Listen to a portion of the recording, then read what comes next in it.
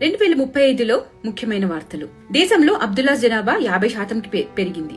జై BM army మద్దతుతో కమ్యూనిస్టుల కాంగ్రెస్ మద్దతుతో ఎంఐఎం ప్రభుత్వం ఫామ్ చేసింది. అసదుద్దీన్ ఓవైసీ ప్రధానమంత్రిగా ప్రమాణ స్వీకారం చేశాడు. వెంటనే ఈ దేశం ఇస్లామిక్ స్టేట్ గా డిక్లేర్ చేయబడింది. అదే ఆ ఎన్నికల ముఖ్యమైన హామీ కూడా.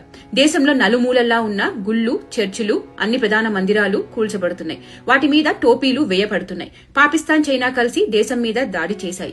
బార్డర్లో జవాన్లు చంపబడుతున్నారు. ప్రజల్లో ప్రజలే కొట్టుకు చస్తున్నారు. సివిల్ వార్ జరుగుతుంది.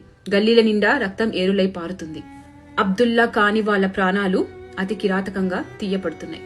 పోలీస్, ఆర్మీ ఏం లేదు. లా అండ్ ఆర్డర్ మొత్తం అబ్దుల్లాస్ చేతిలో.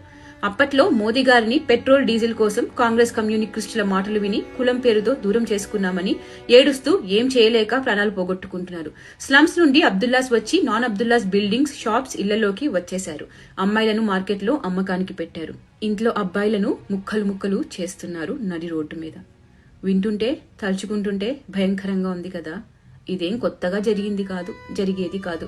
కశ్మీర్ లో ఇదే జరిగింది. కల్లారా చూసి ప్రాణం గుప్పిట్లో పెట్టుకుని కశ్మీర్ నుండి పారిపోయి భారతదేశంలో వేరే వేరే ప్రాంతాల్లో బతుకుతున్నారు 3500 మంది. 7 లక్షల మందిలో మిగిలిన వాళ్ళు కశ్మీరీ హిందువులు, బతికి బయటపడ్డ వాళ్ళు. అప్పుడు వేరే రాష్ట్రాలున్నాయి. అదే ప్రధానమంత్రి అబ్దుల్లా అయితే ఎక్కడికి పారిపోతారు? ఒక హిందూ హృదయ సామ్రాట్, మీరే నా కుటుంబం, మీకోసమే నా ప్రాణం, నా సేవ అంటూ అహర్నిశలు కృషి చేస్తున్నాడు. నిలబడండి తనతో, ఆ పార్టీతో. లేదంటే ఇదే మన భవిష్యత్తు. ముంబ్రాలో ఆ పిల్ల జిహాదీ చేసిందే మన భవిష్యత్తు. జాగో జాగో.